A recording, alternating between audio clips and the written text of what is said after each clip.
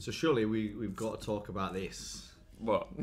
This. I mean, it's a revelation. Those listening and not on looking at YouTube. I know we're very YouTube centric at Ball Seat. Go and have a look. I mean, Go and have a look at what's happened. So, Matt's been complaining for a while. And it's fair. As have certain people in the comments, and we've bonded around the fact that is just. Annoying. You've bonded with people on the internet on the fact that a mic has been upside down. Yeah. Okay, but fine, that's good. I mean, you can make friends. It's a great way to be. But Matt, we've got a new joiner at Ball Street who's kind of seems to be into logistics and making things a lot easier than they need to be. Junior is in the house. Junior's in the house. In the place. And I've got to say, for a 43-year-old, immaculate. He's immaculate. It's insane. He looks look good. He looks young. He looks younger than James. Yeah, no, which is annoying because that was my thing. I'm the one who looks like a child. His daughter's 18. That's crazy. That's crazy. I mean, his daughter's nearly. Adam looks older than him, and his daughter's nearly the same age. Yeah, I know. No birds in that. But how's show some respect, Adam? Yeah, I wouldn't even be thinking about that because. What? Who brought that up? Yeah, if Junior watches this, he won't play. He won't play when it comes to Rio. Fucking right. Nor should he, and nor will you when Adam tries it on. What? In years to come. What's going on with you, James? She's 4.5 months old. What is wrong with you? I know that. I'm saying in years to come. Okay. Because he's going to be single forever with the attitude that he's got. The way he treats women. The way he treats women. How has he been trying? What's been happening? What's he been doing? I don't know. But he's just come back from Amsterdam a week ago, and he's not said anything about what he's been up to. Not a single dicky bird. And I haven't, out of respect to him, asked him until we put cameras on. Of course, standard flap. How did you get on in Amsterdam? Very well. It was fun. Not was it fun? No, what happened? Birds and that. Yeah. Nothing happened with any females. What? You went to Amsterdam and nothing happened? Yeah. I'm not saying brasses. I'm saying no, good. Nothing happened. He gets away with that. He doesn't. Sorry. He's always skating on thin ice. It's part of his charm. Yeah, that's true. Yeah, it's part of his charm. Don't know how you get away with it, but you do. I mean, yeah. But I don't know. But Junior, so how's it been having him in? What's it been just like? Makes a lot more sense. Everything makes a bit more sense now. I've only had a morning with him, so I'm sure it'll be great. But yeah, I was up in Liverpool. He's done things. So he's done things like that, like turn the mic upside down so we can see each other. And we've been doing this for about 54 episodes. That's almost 60 hours worth of podcasting, and I have never thought to myself, never seen each other. Did you see what Mitrovic done? Is this when Newcastle was celebrating? Yeah, like he's always been known as a bit of a hothead, unable to control his temper. True. But you shouldn't be angry, and I'm sure he wasn't angry, but it seemed like an angry gesture when. So to explain it. Yeah. So what did he do? So Newcastle just won. They're all celebrating on the pitch. I hate that they won the league, by the way, but carry on. Yeah, me too. Drinking champagne, and he just finished it and just launched. You know, like Big B out of Trainspotting. Yeah. He just finishes his pint and just throws it over the thing. Yeah. It's that kind of attitude. He just launches it up in the air and then just starts laughing. This is a magnum of champagne. And so who nearly got hit by it then? No one nearly got hit, but it was just the lack of care. Lack of care. Who are you? What would you be like in that situation? I wouldn't be flinging up Imagine champagne bottles willy-nilly. You wouldn't be. No, absolutely not. I wonder what you would do. You'd be one of them, in fact, he'd be like Brighton. Once he'd got promoted, he'd just go on such a tear, because that's apparently what's happened. What happened to Brighton then? Yeah, apparently because I was staying with my mate in Brighton this weekend. I took V down and hung out with the families. I was in Brighton this weekend. Were you? Yeah. Oh my! Oh shit! Can you get any Spurs tickets for the final game? I've got to ask you. That's what I promised. Not on here when other people have asked. But if hypothetically, is this Pete the Meat? This is Pete the Meat. I mean, I'd love to. I haven't met him yet. If but anything comes up, can you? I've got to say, it's like a favour for me. I know, but if he's like the 51st person who's asked me, right? And the fact that if it wasn't on camera, it was more different if we then right, Pete the Meat's come in. Sorry, Dad. Yeah, you're not allowed. Okay, no, but you know if anyone that can't go for any reason. I said it was unlikely, but if me and Pete and me can meet for a beer, definitely. All right, you should do that anyway. But yeah, so we're in Brighton, and what Pete was saying. And how do you spell meat in Pete the Meat? MEAT. Because is it because yeah, why? Because he got a big welly. Well, really, you do the math. Again, it's Rather not. self-titled I Peter like Meat, it. so I'm not Really? sure. And then he kind of, after uni, started to put it, you know, like there was Scouse Pete. I'm like, yeah. He's like, well, yeah, you know, they called me Big Pete. Yeah. I'm like, no, they just called you Pete. Yeah, so Peter he's Meat. one of them. So I don't know if that Big truth, if he is meaty. He reckons Brighton were on the On the smash, on yeah. the sauce. Apparently they've just been, everyone kind of knows that they won, and then they've just been like, you know, all the clubs and that lot around. Just getting... How would you feel if you were a Brighton fan? I'd be really disappointed in that. You would be. No, Only because Come you've on, got though, there's a purity. week, and then you've got the whole summer to go Yeah. mad. yeah, you've got to be. You're paying your money and going. But I quite like the fact that they're like, we've done all the work. You've enjoyed everything that's happened this season. Yeah. Now it's time for us to have a little fun. Well, they nearly won it, didn't they? They were minutes away from getting the win that they needed. 89th minute, Jack Grealish steps up and scores that equaliser. So they probably weren't miles off. Really. No, they but, probably but, weren't but it was the game expected before to. that when they lost to Bristol City at home. That's probably, I think, when they fucked it. Okay. But I think if I was a Brighton fan, I don't think I'd care, because they've been on the verge of getting to the Prem for a while. So I think that they're going to feel cool. The whole thing's validated. Actually, coming second, who cares? We're in it. That's the main thing.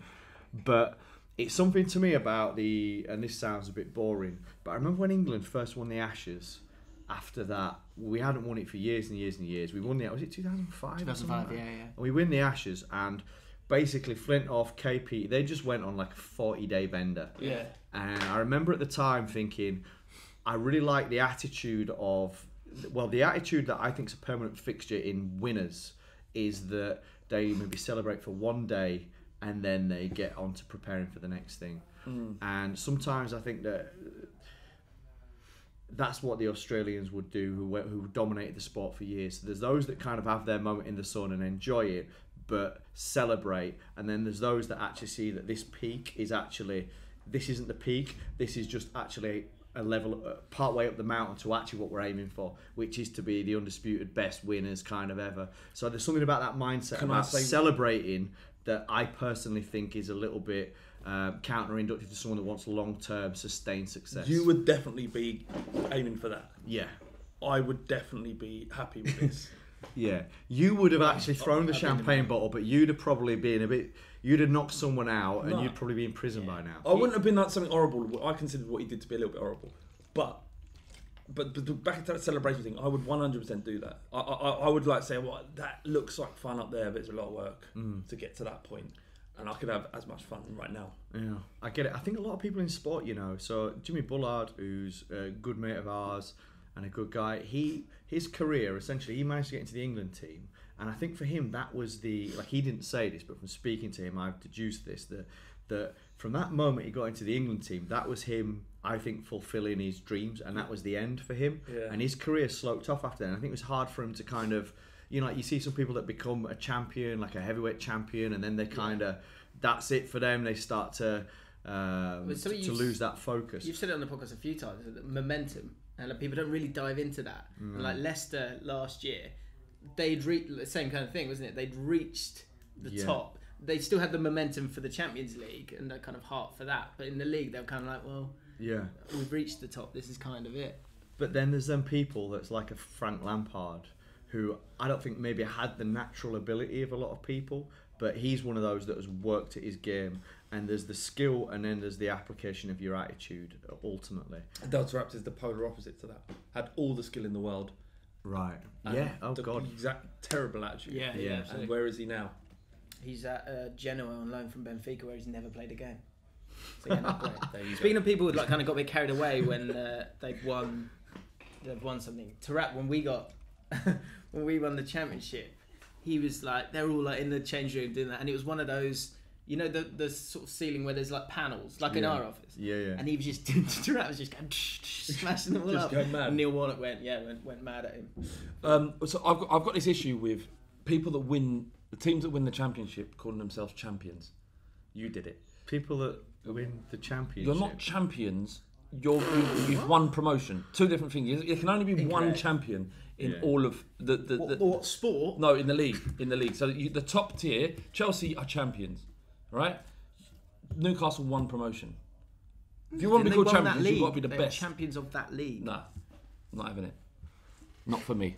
Not for Not me. for me. Yeah, I mean, What? that's Yeah, nonsense, It's not nonsense. Yeah, but you can't be champions of that. So they're the champions of that division. They Well, don't say they're the champions of the league. They just say they're the champions yeah. of that division. They're not the League champions. 2 champions. But- So the fact that they're called the League 2 champions or the League 1 champions, that kind of negates what you're saying. No, they won the promotion.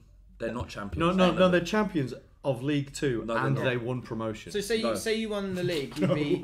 So say you won the league this year, you'd be champions. Of course. Well, no, you wouldn't, because there's a Champions League where Real Madrid or Atletico Yeah. Madrid, and that's Europe. So It's they're higher the up the champions. football No, pyramid. you're being silly. Why am I being silly and you're not? Because you're not champions of League One champions. It's just like let's sell that. Let's make that more important than it is. You've won promotion. Well done. Now try and be champions of England. Okay. So you were talking about the thing is he's not the only Newcastle player that's been a bit mad, is he? Katspayer. Yeah, well, he was a bit of a mad guy. Yeah. I mean, I enjoyed him, and Mitrovic. I enjoy. I think he's great. I love He's a good him. player, actually. He's really good. He is a good player. Yeah. Who's your favourite madhead? Because there's been some great moments. Like, the Zidane headbutt was an incredible moment, wasn't it? Because Yeah, it of the was- occasion and I can't fucking. even- I mean, the headbutt. I can't even the remember. chest headbutt. I mean, that's a brutal fucking Mortal Kombat style maneuver, isn't it? That? Never done before, really. Never done since. No, he's been getting kicked his whole career. Yeah. So It's he all- just had that in his back pocket. And he's like, when am I gonna pull this one? Some out? point I will know. show these people. Yeah. fucking- It was 2006 World Cup final. Yeah. That was madness. Yeah. but He was the- very- Yeah. in terms of people that I was kind of had that sort of psychotic kind of Yeah. intensity. Stuart Pearce, I used to do. Well, you kind of found out later that he was actually maybe a little bit dull, but I know. well, as a player, I was disappointed with him as a human being. that's the problem with a lot of players that stop. Once they stop playing football, and they've got to obviously do something the rest of their lives, and they'll become a pundit, and they just they don't live up to the. No, I wanted him to be a pro. Oh, let's fucking, that kind of a guy. Not just he's a bit boring. But as a player, he was frightened. He was But the best I watched the other day a compilation of Cantona and his fouling. he's nuts. He's I mean, obviously, the Crystal Palace. He karate kicked someone in the crowd. We keep forgetting that. But I like that. He not only crossed the line, Yeah. but he crossed the actual white line to fucking karate kick someone in the crowd. Yeah. Imagine if that happened now with social media. But- he'd have more followers than anyone. Yeah, he would. Just off the back of that. But what is the acceptable thing to scream from the sidelines? Like what level? Like racism not acceptable. People react badly, and that's what was essentially aimed at him. Yeah. But what, in your opinion? He'd just been sent off, hadn't he? Yeah, he got So him he was fuck off boiling. back to France. Something like that. What do you think that the acceptable level of abuse from the stands? This is just his It's trick like a trick to get us to question, say yeah. loads of bad stuff. Go on. Go I on. don't know. Say again. So, at what level of abuse do you think are you comfortable screaming at a player? Oh right. I mean, did you used to scream? Would you use Lampard's size against him from the sidelines? I found that funny because it's just. I mean, it's a joke. He's not, is he? He was like lean as anything. But Yeah. whenever there was All right. there was a song about his missus Yeah, and you'd sing that. looking like an animal, which I thought was harsh. That's pretty harsh. Yeah. You joined in, I can see. Well, it. I knew her, so I didn't want to get involved in. What's the worst thing you've ever done in a football stadium? Me? Well, either. You know this, don't you? Yeah. Go on. You're fine now. You're fine. okay now. You're not going to get caught. You regret it I massively. threw 9 pieces of chewing gum. That was, 9 pieces? They were together. It was one bit. It was one bit. Oh, But it's right. become nine bits. Oh, so you weren't like going, right, I'm going to throw it. Hang on a minute. You just- Stay there. No, go back to the centre circle. Has anyone else got any chewing gum? Oh, then Yeah. 9, and then that's sufficient ball size. You threw a 9, so like a snowball of chewing gum. Yeah. Well, yeah, maybe not that big, but yeah, it was big enough. Okay. So, I've got to say this. We played the year we went down a couple of years ago. We were playing Chelsea at home, needed points, and we lost because Fabregas, who Fiberglass. was scored in the 86th minute and decided to come straight to our Oh, that's corner. annoying. That's the bit that gets you in it. Yeah, and Inciting the crowd. I have this thing where I go, I'll put in 2 bits of chewing gum at the start of the game. Just in case. I like something to chew, and then if it's a tense game and it's banana. going, You know, it's not chewable. It's not like you're unique. I like. Go on, carry on. Well, here because it gets a little bit more unique. Yeah. So I'll put 2 in, and then if it's going well, if the game's going well, I'll add to that pile.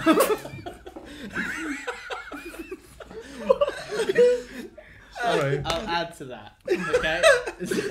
But if it's not, I'll go. Bizarre. Okay, this isn't working out. I'll put that under my seat and I'll start again. Right? What? We all have superstitions, don't we? This is a mad one. So we were holding our own against Chelsea, who were obviously a much better team, won the league that year, and it got to about 80 minutes. So by that point, I had 9 bits of chewing gum in my mouth, and that's why I had 9 bits of chewing gum in my mouth. Oh, and then when he dear. came over, it was completely out of body experience. I don't know what happened. I was just so angry, it just came out of my mouth, and I just threw it. But you regretted it, didn't you? You felt like proper nervous. Well, I remember reading the Standard the next day, and it's them QPR going, "We will find the people that some other people have thrown worse things." And Oh right. Like- So now you're Like, shitting stuff. it going Yeah, on. and I Things was that like- actually hurt. yeah, and I was like, they will be given life bans, and I'm thinking, what? Like, this is like, and I'm thinking my whole career's like flashing what? So I can't go to Loftus Road. I can't. Like, is this a a countrywide stadium ban? I'm getting it. Yeah, but the only reason I go is to go with Spend time with your with dad. So I text with dad going, I don't know. I think do you think they'll catch me? And he couldn't have been better. He was like, they're not going to catch you. Calm down. You haven't really done Get on with the rest anything of your wrong. life. Yeah. Why do you not though? Then fucking get onto line 2 and put on a funny voice and then call you out. Excuse me, Mr. Olcott. Yeah. This is. Oh God! This is West London, please. We'd like you to come down to the station, We've please. been reviewing some of us. Yeah. That would have been horrible. Yeah. What's the worst thing you two have done? I've never done anything. You've never done nothing. No, I was drinking beer in front of the football pitch once, and got ejected from the stadium. Right. So really, I'm more rock and roll than you. Oh, what, I just think 100%. it's you Well, with your tattoos. I was sitting there. Spurs were beating Middlesbrough 3-0, and I was sitting there and I was having a beer and I was just hiding it down because I think it's ridiculous you can't drink in front of the pitch. But anyway, the rules are the rules, and I was feeling slightly tipsy. I was very young, slightly tipsy at the time. Drinking beer, putting it down, and I just saw this hand come out of nowhere like this, and I was like, "Oh, it must be a fellow fan wanting some of my beer." So I was like, "Oh, there you go, mate." Is that your inner monologue? Yeah. That must be one of my fellow Fellow fans. football fans. Parched. And then I looked up, and it was just fluorescent going up here. And I looked up, and it's just a steward. Right. And I was like, shit. And just put it back down. And he was like, give us a beer. And I was like, nope, I will not. And I saw Why? Spurs fans just passing the beer along. And I was like, there was no beer. And he goes, I saw it. You know there was no beer. And I was like, there wasn't. And he goes, you've got to go. And I was like, well, you're not going to make me. Because he couldn't, because he was like 4 or 5 rows of people. So I was just being a dick. I was right in the middle of the stand. You're that guy when there's one steward and then there's 2 stewards Yeah. over there and then I there's was 3. I'm That's not, you. Not usually, but I was in this instance. Coppers came up and they looked across and I was like, oh, I know what they're going to do? Get all these people out of the way? I'd just stand there and he just looked at me and went, you, here, now. And it was like my dad doing it and I was like, melted completely. And I was like, oh, all right then. Walked along, took me downstairs to the... 6 cans of beer. took me down the into the vomitory and into the gangway, and they said, "Have you got any ID? What's your name?" I'm not telling you. I was such a dick. What's your ID? And I went, I ain't got any. They searched my pockets, obviously found my bank card and my membership card. Got a ban from the stadium. What I did do though is they on the report they kicked me out for being foul and abusive to a steward, not drinking alcohol because they couldn't find any. And I wasn't kicked out for that. I was kicked out for the alcohol. So I wrote a letter to the club and saying that this isn't true. I wasn't kicked out. I wasn't being foul and abusive. And they gave me my card back and I didn't get banned. Result. Bloody hell, yeah. It is a result, but I feel quite bad because I did drink and I did deserve it. I won't worry about it. No. I'm not worried about it at all. Good. Do you see what happened at Chelsea? Oh no, firstly, before we move on to that, Matt, first time in 26 years a team has finished inside the playoffs with negative goal difference. Huddersfield Town. Are you still in there though? You are in there. How you feeling? Sorry. You could be the worst team ever to Are you little fuck? to go up. You little You'd fuck. take that though. You'd take that, wouldn't you? Fuck you. The worst team to go up. Mate, now seriously, we're not going up. There's no way we're not going up. we've fucked it. We've really fucked it. We were there for a bit. I feel like every word that comes out when you're talking about this, you're just safeguarding yourself. No, you are. Not. You're looking up there. I'm not. Look, football gods know that this is genuine. You know, they know you can't. They're not fucking stupid. If you two think that you can just patronise them, maybe that's why you both had such a bad season. I am pure in everything in every communication I have with the football gods, and this is no different. In all seriousness, 6th lowest budget in the league. We never had enough. In January, we didn't strengthen sufficiently to. We basically don't have enough up top. We've all season it's been very fine margins for us, which means that even when we've been dominating the play and creating 15, 16, 20 chances, 75% possession, we've been coming out of it winning 1-0 or 2-1 or something like that. We give away goals at the back. We're not ruthless enough at either end of the pitch, and we're now playing Sheffield Wednesday. They're a team that beat us twice, and they've got 5 better strikers than what we've got up top. We don't have anyone that can head a ball, no one that can attack a ball in the box. Things have to really work out for us to implement our game plan. So you got Aaron Moy though. Yeah, we've got Aaron Moy, but the thing is with Moy is that the teams, Casey Palmer from Chelsea is actually, he's a big thing. He used to kind of pick it up deep. A lot of time, like Sterling used to in that Liverpool, Suarez, Sturridge kind of area where he picked the ball up deep, just kind of get turned or just burn through midfield, be running at a back four, and so we'd be kind of overlapping and just beating people from very incisive, expansive kind of combinations of movement kind of passing, and we've lost a bit of that at the moment. I think in some ways Wagner's trying to find another way to play, but ultimately we're going into this, we're not going to beat Wednesday. Jordan Rhodes always scores against us. Forestieri always scores against us. There's no way we beat them over 2 legs. And if we did get there, what we're going to play Fulham would beat is 9-1 on aggregate. Yeah, so it's not happening. Do look good. So yeah. I actually am at the point now. I think I'm going to go up on Sunday to the game because it's a bit of a nightmare with the family and that. So I'm going to have to take the kid all the way up there, which is a long way to go because it's a Sunday morning. But I almost feel that Huddersfield should actually just go, look lads, we're all right. Actually, we'll hand Wednesday the tie just so we don't have the humiliation and just opt out of it because it's going to be embarrassing. That's not. I think you've got the wrong attitude in that. I'm a realist. The year we went up, self-awareness. I know where we're at. I'm not stupid. Yeah, but it's a game of football. Anything can happen. I know anything can happen. And the year we went up, we got promoted to champions of the playoffs. We were awful. Yeah. We were awful in the run into those games. And to be honest, it was a horrible draw at Wigan. We wanted it more at home. And Derby, we had 10 men for ages and didn't deserve to win that game whatsoever. So, and we still got it. What's the moral of the story? You don't get what you deserve in football. You get what you get. But that could be good or bad. Yeah. But in the same way that I could buy a lottery ticket and I could win it, chances are I'm not going to. So I'm aware of where we're at. So you mentioned Vader being taking her up, but she's only 4.5 months, so she probably wouldn't. Probably not going to be a big deal for her. It's more about. So, you don't know that? No, that's true. No, she's cool. She's a very good baby, but it's because the kick-off's at 12 o'clock on Sunday. Yeah, it means that I'd have to either take her and Ty all the way up, which means 6 hours in a car there, 6 hours in a car back, and I'd either have to do that to be with them, or I'd have to then go up on Saturday night, come back on Sunday evening, and then just be away from them for a day, which is cool because they're, Ty's independent and the baby's good. But I don't really get to see her that much during the week. Right. So the weekend is the most amazing time because you actually get to hang out. Of course. Why don't you put her in a papoose and take her to the football? Or is it too loud? The concourse called. No, it's probably a little bit early. I was trying to take her up to a game. Huddersfield actually invited me and let me up. They invited me up for what was the game? Are you the most famous Huddersfield? After Jean-Luc Picard of the that's not Patrick Stewart. After Patrick Stewart, I'm the second most famous Huddersfield fan. Sorry, go on. On account of having 3,000 subscribers on a YouTube podcast. How did this come to be? And if they know, are they aware of the podcast? Yeah, they're aware of the podcast. Can't they give us access to? I don't know. Yeah, it's just a long way to go. Oh God, yeah, I'd love to see your hometown. Well, okay. Take me out. Well, we went to Paris together. We did. We had a good time in Paris. See, we can do it. It was a good time. That was. It was. No, I would like to go up. I think look, there's a chance of doing that. We the guy was saying maybe we could get up and maybe speak to someone up there, like Dean Oil or Boothie or something. But it's just, mate, I'm fucking so snowed. That's the thing when it comes to V.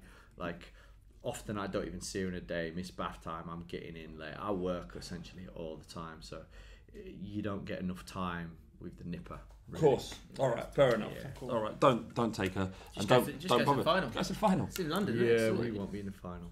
But yeah, anyway, yeah. Let's. We can't. So did you see Chelsea? What happened at Chelsea? So they just beaten 3-0, beaten Borough, pretty much clinched the title, although not quite a point away they need. And I don't know if it was a bad camera angle or there were just literally looked like thousands leaving the ground way before, and I think. And that was the Chelsea fans for sure.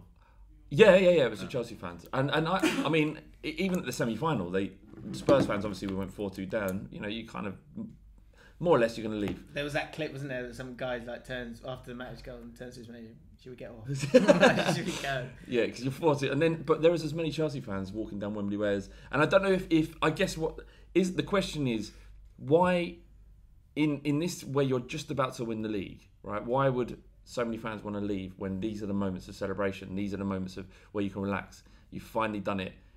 You enjoy it. That's why you're going to football. But is that the moment? Because like they haven't won the league yet. No, but if it was, and actually maybe when they get presented the title, maybe them guys would stay. And when they do the Open Top Bus tour, maybe they'll be fucking there having that. So I'm sure they would. Maybe it's start to get home. Imagine the atmosphere and the raucous atmosphere. If you needed one more win plus a point, and you got that win, the stadium would be just electric.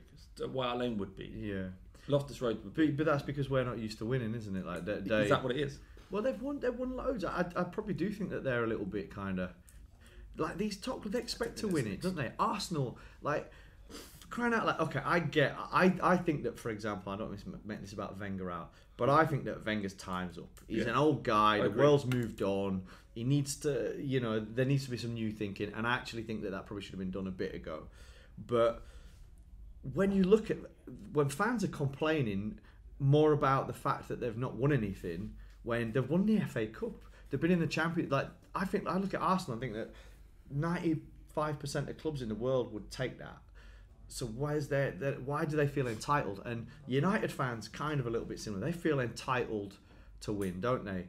Chelsea fans, I think, feel entitled to win. You don't feel entitled because you've not been spoiled. Don't win fuck all. Yeah. So maybe that's where it's like, yeah, we won the league, great. I've got bragging rights, but they don't actually feel what we would feel having a moment of glory because they're used to glory. Yeah. What do you think, Jim? I think if you're leaving early, you know how I feel about this one. If you're leaving early like that, you're missing the point, because the whole point of being a fan, but going to those games is about taking part, and to take part and be a part of it, there needs to be something between you and the fans. For example, Loftus Road, when Huddersfield beat QPR, the end of the game, because I don't leave early, I like to be there to the end. I looked at the other end, and the Huddersfield players are doing the whatever it is, and you can turn your nose up at that if you want to. But I looked across and I was like, that looks so cool. So of like the players and the fans, they appreciate the part that you played, and vice versa. Were you close enough to throw a chewing gum ball at them? No, it was out of my range. Which was... You bloody love football, don't you?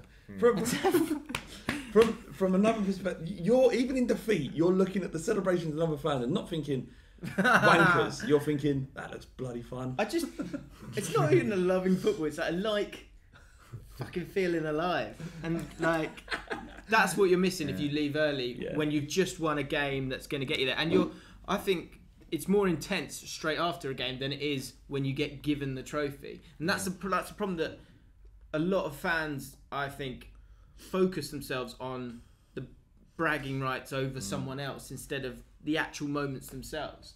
That's what I think they miss out sometimes. And I think that's a shame for Chelsea fans who do want to be a part of something special. Craig just thinks it's normal for big Premier League clubs, big teams. That's what he said. It's nothing. I think there's an element of that in bigger stadiums. There's Craig is more the people. Chelsea fan upstairs, in case you don't know. Yeah. Craig's amazing. Bigger stadiums, there's more people, so there's more people getting away in general, Yeah. and so there's traffic problems and stuff like that. Yeah. But I still think it's still clearly a choice, isn't it? Brentford, do you see people leaving early often? Because you don't really have to escape the traffic at Brentford. Can we do that Chelsea question now? Six, and he's like, what's it, 7,000 people? 12,000. Well, more or less. Go on. So what's the question? let's just do that. There's a Chelsea question that we're going to do in a bit from Nathan. Go on then. Koi bib, koi big. What does that mean? I don't know. Come on you, Big. boys in blue. Come on you, boys in green. Maybe, I don't know. I think Nathan's a bit conflicted. Yeah. What's his picture? Is that Hazard? I think Yeah. he's a Chelsea fan. Go on. And what he asks is, what would you pay to see Chelsea bottle it and Spurs win the title? If any money I had, and I'm not flush. So you'd you'd pay I've got two about offers. about 100 quid. I've got about 86 quid. Okay. I'll give you the 14, so you pay 100 quid. Cheers. I would happily not eat for the rest of the month to see that happen. It would be incredible because all the shit we're getting Spurs fans about being bottlers. Imagine if we somehow won the league. Yeah, that would be lovely. Incredible. All right. Okay. So let's make it because money's a weird thing to. Oh, what would you give? I would give a million. What about? Let's do it in a different way. What? So to build on what he's asked. No. Not what would you give sexually? I'll happily give a blowjob for it.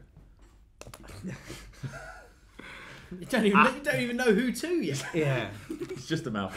just that wasn't the question actually. It was a little bit different to that.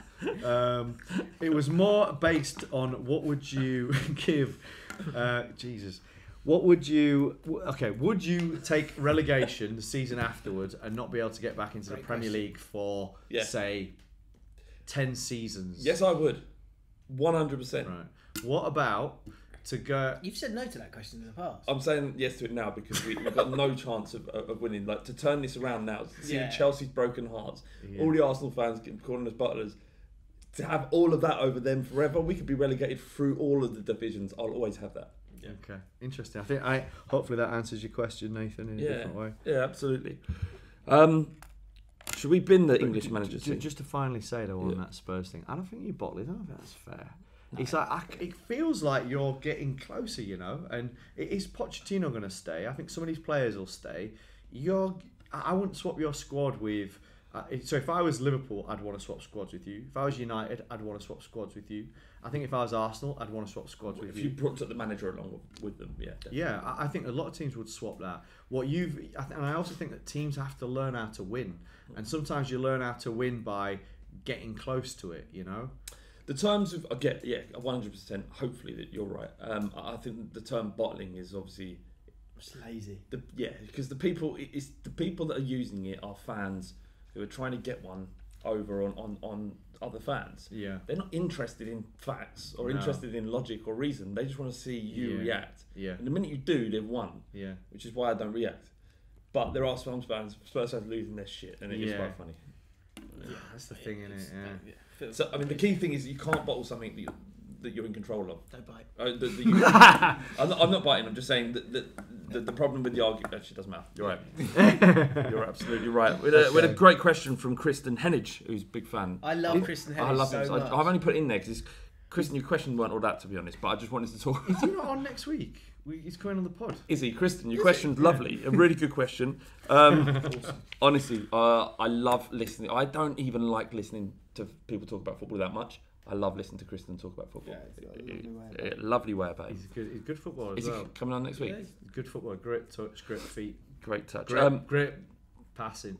You'd expect that as well. Vision. Because of the amount of football he watches, he wouldn't be that guy who just hoofs it. He's one of them that doesn't even need. He just pops it about first time here, and then can just all of a sudden maybe you can show a bit next week. Yeah, if you can demonstrate that in this area, we'll ask him. His question was, who was the player that inspired your love for the game? I mean, I think I might have inspired a few people from the game against. Well, I was going to say hashtag those volleys or were good the headers and volleys. Yeah, that was impressive. Yeah, I mean, collab, which is available on the Wall Street Channel now. Yeah, don't bother watching that. Watch that. I mean, I did alright. It's cool, good free kick, didn't he? Yeah. Anyway, go on. What was your player? What have you got it on? You go, Jim. Roy Wegerle. I used to in the early before my time. In the early years, I used to actually like the kind of Blood and Thunder. Like I liked Stuart Pearce, Tony Adams, Colin Hendry. I really liked. You like? How can no one's ever said that? Yeah, that's I really weird. like just Colin Hendry. won all his Colin- headers. Oh, He was oh, epic. He was an epic player. Only He was a good player. only the White Walkers on Game of Thrones used to fucking have Colin Hendry as their favourite. Yeah, player. I don't know why. I love those Paul Ince. I love those kind of. In terms of falling in love with someone, it was probably Ray Wilkins. Though I used to really like Ray Wilkins. He had no pace. I always loved players with no pace who could still do well in a game. Did you fall in love with Terry Venables when you stood next to him in the toilet staring at his penis? No. No, I fell in love with him well before that, which was the reason for that action. Okay, fair comment. Oh, fuck. Do you know what? Yeah, what? I've got one. Paul Walsh. Paul Walsh. He had good long one. blonde hair. When you're Oh shit, Gary Penrice. Sorry, yeah, go on. Gary Penrice because he had a moustache. No one else had a moustache. Great tash, yeah. And when he scored, He looked like he would always run into the fans. Yeah. Love that. Sorry, Did you know He almost looked like a character off Guess Who, the board game. He looks exactly like Gareth of Guess Who. Yeah, good shout. God, what a great. Has he got a tash? I reckon. Yes. Gary Penn. Is it Gary? Correct. You win. He looked like the uppity husband of a Coronation Street character. He did, yeah. He did. That's such a good shout, Matt. What's he do now, Penrice? He's just gone back to QPR. Holloway. Football Guess Who could be a little bit of a fucking That would be little good bit to- of a thing, actually. That could be good. Good idea. What's happened to Gary Penrice now? He's a scout. He was a sort of striker's coach, and Holloway's just sort of taken around his best mates with Holloway. And he's just come back to QPR. I bet you bloody love that. One of the old heroes I coming feel back. like he stalks some of these He's people. My I know so much about him. my first email address was penrice10. Still use it. I still use it. Amazing. That is amazing. Gmail or Hotmail?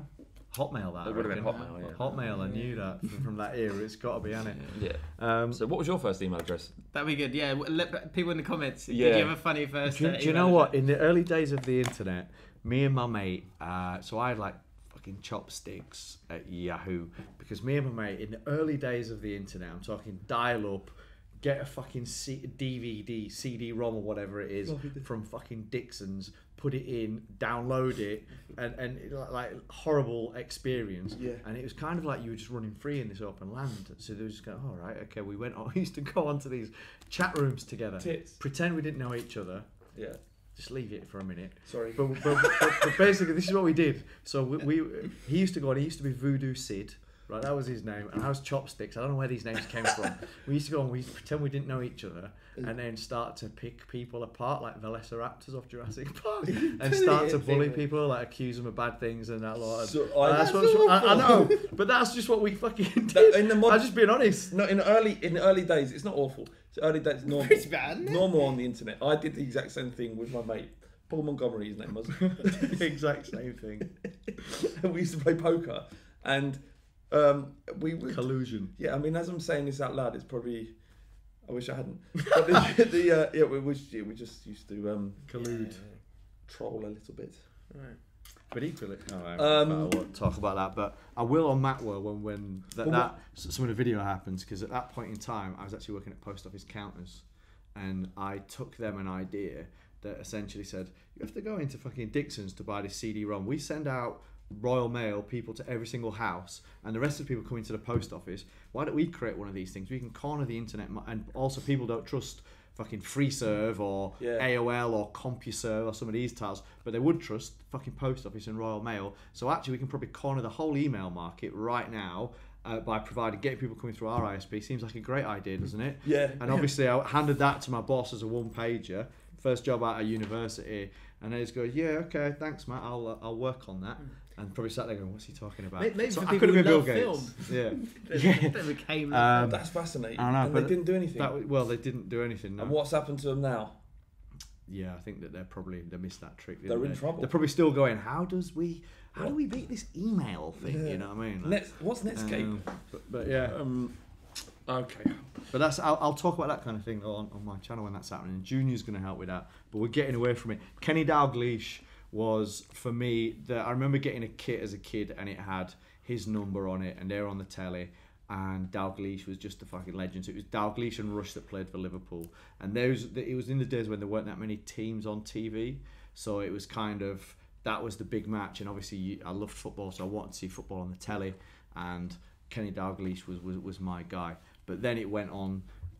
What I used to love as a kid, because again, and I feel sorry for younger people now, because in some ways it's great for them that they can watch any game that's happening in the world. You can watch all the African Nations Cup games. You can watch all this stuff, right? You can watch every fucking Barca game during the year. Yeah. When I was a kid, you had to work harder for that. It wasn't everywhere, so it kind of made, like, I think there's almost too much now. Whereas when I was a kid, the World Cup would happen, like the '86 World Cup. I was like 10 or something like that, and all of a sudden you see these players with these exotic names that you didn't know about, and you'd be watching games really from a curiosity point of view, and all of a sudden you'd see, like, I don't know, Hugo Sanchez that played for Mexico, who used to do these bicycle kicks. He played for Real Madrid at the same time as well, and it was just fucking amazing. And you'd see people like from Denmark, like Preben Elkjær and the Laudrup brothers, and you'd just be kind of mesmerised by these brilliant players that you didn't even kind of know about, or that you'd maybe heard their name, but you didn't get the opportunity to see them play. And that's when football was truly special, I guess. In 1978, Argentina won the World Cup in Argentina. They had one player who didn't play in Argentina at the time. That was Mario Kempes, who played for Valencia. Their manager, Menotti, at the time, he had a rule that you weren't allowed to play outside of the country. But Kempes was the greatest striker in the world at the time. He was golden boot in that, I think, as well. Yeah, he was, but I was talking to my dad, and he'd never heard, apart from Kempes, of a single one of their players. He'd never heard of them. Yeah. He just kind of had this idea of some of these players. But there was no television. No. There was nothing like that. And just to further to that, when I was a kid, I used to read Match and Shoot. Yeah, I used to love that, yeah. And that was how I got my football content. Yeah. It was just reading these semi-decent magazines. And football was so magical back then. And now I'm kind of at a position, maybe because I'm getting old and long in the tooth a little bit, but whereas I can kind of take or leave and forget about football happily. Yeah. Whereas I was craving football information. I think for fans of the smaller clubs as well, like now, if you say you go watch Southend because your dad takes you or whatever, you can like those players, but you go home and you play FIFA and there's Messi and there's all these amazing, big stars. Yeah. It almost stops those guys becoming heroes to you. Do you know what I mean? Because if you didn't have all that going on, you'd have a little of the odd bit, but these were the guys that you saw week in, week out, and then you can have a strong connection to those people. I had an affinity with a player who I shouldn't have done, but just did. Who? Owen Archdeacon, his name was. Owen Archdeacon, I remember that name. Did he play for like Barnsley at some point? Yeah. Or something like that? Yeah, but I saw a picture of him in Match, black and white picture with Owen Archdeacon. Took a shine to him. Just liked his name. Yeah. I mean, it was pure then. It was very pure. There was nothing in it. No. I'll tell you one of the players though, because Juan Roman Riquelme was one of my favourite ever players. Yeah. He was fucking not fast.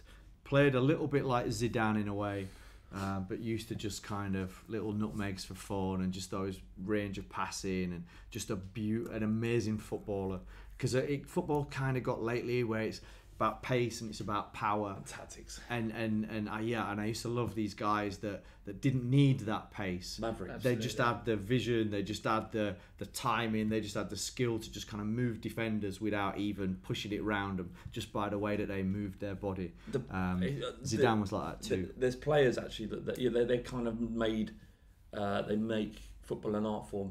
There was two players. It was just the way they used to stroke the ball. Christian Ziege, the way he would the technique when playing the football, I could watch all day. It was just the left back. Yeah.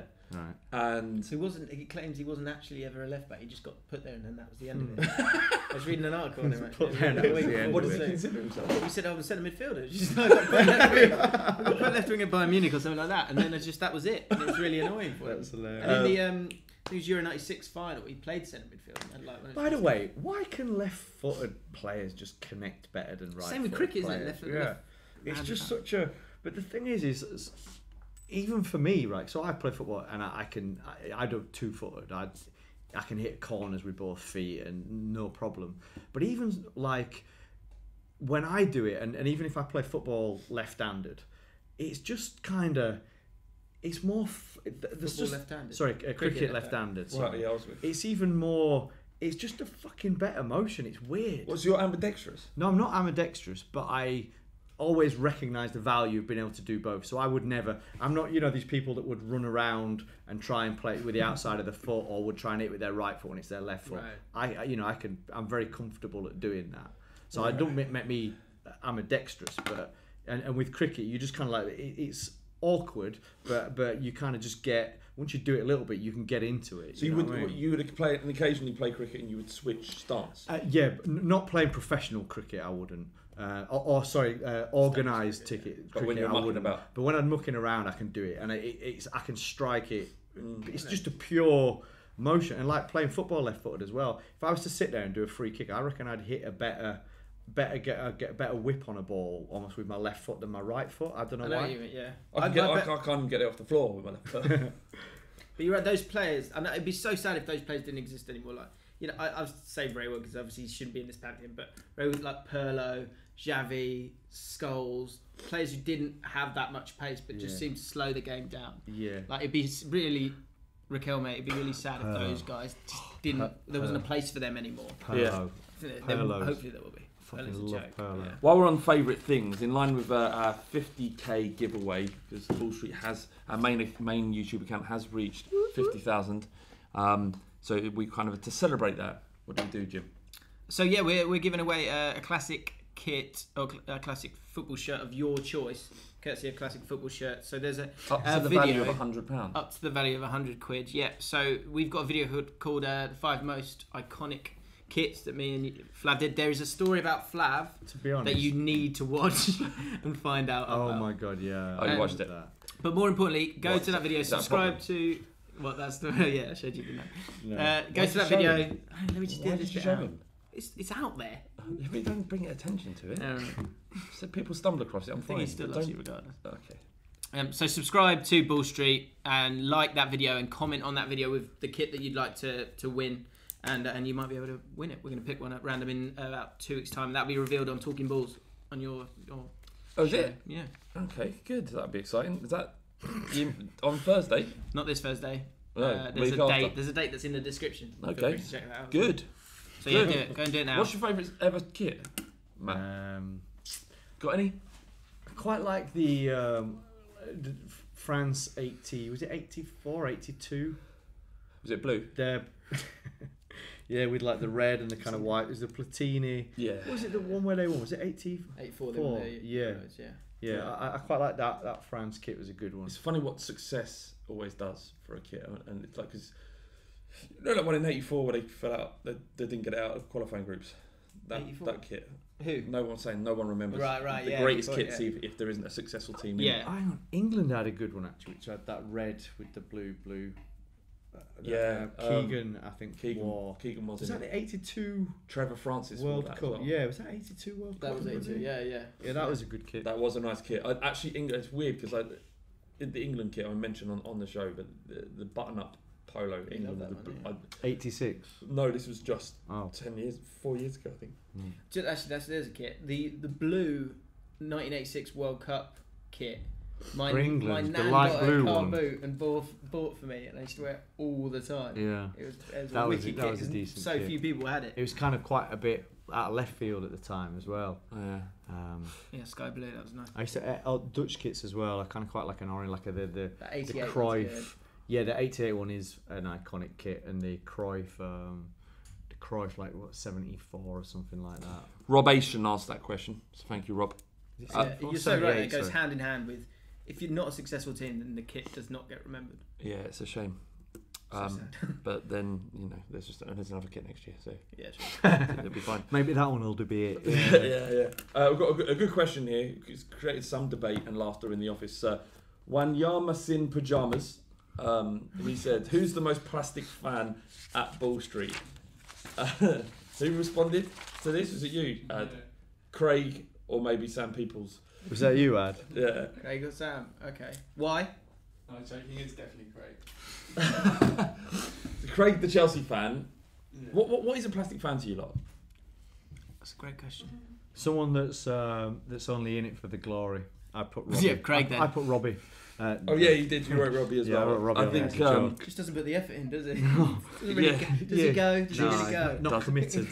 yeah, not fully committed. Who's the most plastic fan? I mean, a plastic in my eyes is someone who, and it's hard because you can't often help who you fall in love with. You're out. Is this you two trying to? Yeah, like the first time I met Jim, I was like, I love him. I love him. I love him so much. And then and you and Adam, right? And then now I don't feel as special. Just making everyone feel involved. Okay. But you can't help it if you fall in love with Chelsea or you fall in love with Man City now. You can't help that. But your entire life you're just going to be accused of being a plastic fan. It's a lot more expensive to go and watch those clubs. So I'm going to say Neil and Man U. No, you're not buying it. Well, come on. He's going to be upset about that. Yeah, I know he is, and I like Neil, so I feel bad now you said that. And he's not been here that long, but Sam, he supports Man U. Yeah, so does Sam. He had a perfectly good team in Southend United down the road. The people's person. The People's Republic of the Jodian Front. Yeah. Maybe it's Tanvir. Oh yeah. Tanvir. Definitely. Tanvir works with Sam on United People's TV. Tanvir. You Tanvir. We're all agreeing here, aren't we? It's Tanvir. It's Tanvir. It's Tanvir. Tanvir, yeah. Well, Craig, I think Craig's past it. Yeah, but he's Chelsea. That's what you want to. Yeah, he's not going to be happy. He's genuinely going to be upset because he was around before the money. Does he go? But was he? He doesn't go. Does he not That's go? why I said it. It's Craig. He doesn't go because his dad doesn't like going anymore. Yeah, but he also doesn't go because he's sick of the money. He's sick of what it's done to Chelsea Football Club. Is he? Said no Chelsea fan ever. Yeah. But I'm still going Tanvir. Yeah, Tanvir. Well, when's the last time Tanvir went to a game? That's a good point. And he supports Man United and he's from South London. He's the beacon of a plastic fan. Beacon. Yes, Tanvir. We're all agreed on Tanvir. Let's move on. Top 5. Your favourite feature? I have no. You're prepared. I've not done any preparation. What is it? European cities. Ooh. Fucking top 5 European. No, anywhere if you like. World cities. Can I chuck mine into the hat? Prague. But not for reasons you all think. It's so I just had a flashback. This amazing city, Spurs, and it always links in with football for me. But Spurs' first European trip in a decade, 2006. Something like 4,000 or 5,000 Spurs fans went over as we played Slavia Prague, and we went to their city and we treated it with the utmost of respect. You know, there was definitely no pissing in the streets, no singing of 10 German bombers, nothing like that. There actually wasn't. And it was just an amazing mishmash of football support and beautiful culture and amazing looking women and men. Fantastic. Yeah, it was great. Absolutely brilliant. That's lovely. That's one. That's one. No, but what is your 5? Are you going off? Yeah, you're going to go with 5, or we're going to amalgamate 5? He's asked for top 5 top 5 world cities. You can't just say one, can you? I've only been in Europe. All right, well, they've Europe. Okay, but is there anywhere you want to go? Give you another one. Amsterdam. Yeah. Amsterdam is the best place. Amsterdam is fucking cool. It is the best. I might put that on mine, actually. There are parallels between these two cities. Amsterdam's the best place on earth. Yeah. It's my favourite place. I haven't been to Amsterdam. Amsterdam's awesome. One of the best things about Amsterdam is because when you live in London and when you're in a lot of Western world kind of places, I don't know, like America and stuff like that, you're advertised to at scale all the time. Billboards, people handing you shit. It's everywhere, right? Yeah. They're handing out papers and stuff like that. It's kind of everywhere. And I think that's one of in Amsterdam, it's very tranquil. It's an environment that's kind of where people are riding around on bikes and stuff like that. So you've not kind of got all this. It's true. People trying to get there, and it just gives you a bit of a cleaner state of mind because you don't have as many things kind of competing for your attention. It's so laid back. Apart from the main bit around the station where it's absolute mayhem. Yeah. the rest of it's or Leidersplan or Rembrandtsplan, where you get these kind of the little kind of boroughs or whatever you'd call them. Yeah, you do get a bit of busyness. But what I would say is get as far. Anyone looking to go Amsterdam, just get as far away from the red light district as possible, unless that's what you're there for. I mean, and each to his own. But for me, the best part of it was just to the south, a place called the Pipe. Right. The Peep. Okay. And you're just walking around like there's some amazing, use the canals and it's very beautiful, beautiful little city. And you can have as much fun there as you could possibly ask for. There's so much to do. He's such a dick. Not like that. Amsterdam's in there. Amsterdam's in mine as well. Okay. God, Jim, add something to it. Yeah, well, you've got it written down there. It's European, but I would definitely have that as well. Actually, Rio. Yeah. But, awesome. Does that are we allowed to go? Yeah, just say Rio then. Yeah. Rio and Buenos Aires are amazing. I'd love to go to Buenos Aires. I've never been. Went to a Boca game. Had a lot of fun. It's amazing. How does so different? How does the South American game of football compare to say something that you'd expect to see in England? I can't really remember the game that much, to be honest. But I think it felt slower. I was just walking into it. The atmosphere's unreal. Yeah, I wasn't really watching the game. I was just like, although the away fans were above us and were throwing piss on us. Yeah, so they're a bit more severe. That's tough. Which is a shame. But yeah, Rio and Buenos Aires. Yeah, what's beautiful about the whole of South America really is there's a rhythm to it that's very different. There's a lot of kind of dance and music and kind of family within the culture that I think makes a lot of big meetups and kind of, again, this whole thing where the whole family's kind of moving and I think that when you then look at Rio and Brazil, you see it show up actually in the way they do their sport. So what I love about Rio is, again, the music, the carnival, all that kind of stuff, but there's the backgrounds of like capoeira and sort of the movement and the rhythm that they have, I think shows up in their athletes and the way that they play football, the way that the team, the great Brazilian teams where they yield and then just explode over there. It's very similar to almost some of the principles of capoeira and some of their martial arts.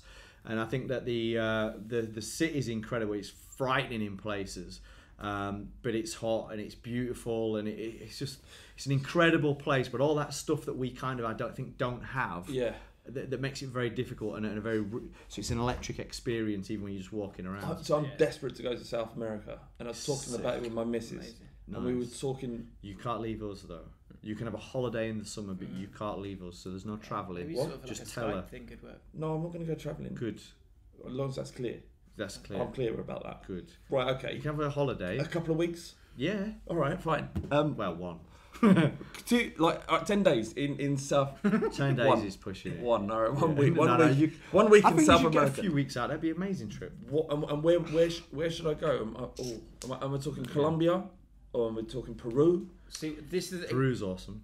It's South America is so big. I can't, if you want to go from Rio to Buenos Aires, you can get a bus and it takes 24 hours at least, I think. Because you've got the Andes. That's Rio to Buenos Aires in Argentina. Yeah, sorry. The danger is because you've got like the mountains and it's kind of up and down. Traveling around by car, by land can take quite a long time. So it's difficult. I think that you kind of almost need 3 weeks in any one of those countries to really get properly, deeply into it. Yeah. I've been to like Ecuador and Mexico, which is actually Central America, but like Cusco, Rio, and done a few weeks in all these places. Oh no. I know. What's going on? Oh, you're scratching your arm. I burnt myself the other day and I just kind of caught it. Is there any tissue up there, Ad? There's your thumb now. Should we just end it? There's your thumb now. We could just call it a day. Yeah, London as well. I've got London on my list. And Byron London's Bay. on your list? Yeah, of course it is. London's fucking unreal. awesome city. Yeah, awesome city. I've had my fill, gotta be honest. I've been here 32 years. All right. Bromby there. Thank you everyone for joining us. Thanks for stepping in. Give us your top 5 places actually, because let us know where Flav should be going. Let's together work on where Flav's international tour is going to. I'm going to Croatia in 3 weeks. All right. How long for? For a week, just for a week. Good. Yeah, and I can't wait. Absolutely can't wait. Yeah, it'll be amazing. It's going to be amazing. With the women are a delight. Yes, and the missus is coming. She knows. She understands. But yeah, give us your top 5. Give us some other ones to do that we should be doing next week. Yeah, okay, this has been the Long Ball Street. Remember, every Friday as well, one for the weekend, sponsored by Fan League. Yeah, that's it. Go subscribe to Ball Street and get involved in the competition. By the way, McIntyre, it's good that. I listened. It was an lad, amazing yeah. podcast. Yeah. Accusations of him wearing guy liner, which I thought was wrong, because I didn't spot anything. In the comments. And if he was, then so what? Exactly. You know, it works. Each to his own. It's 2017. So, yeah. See you at the far post.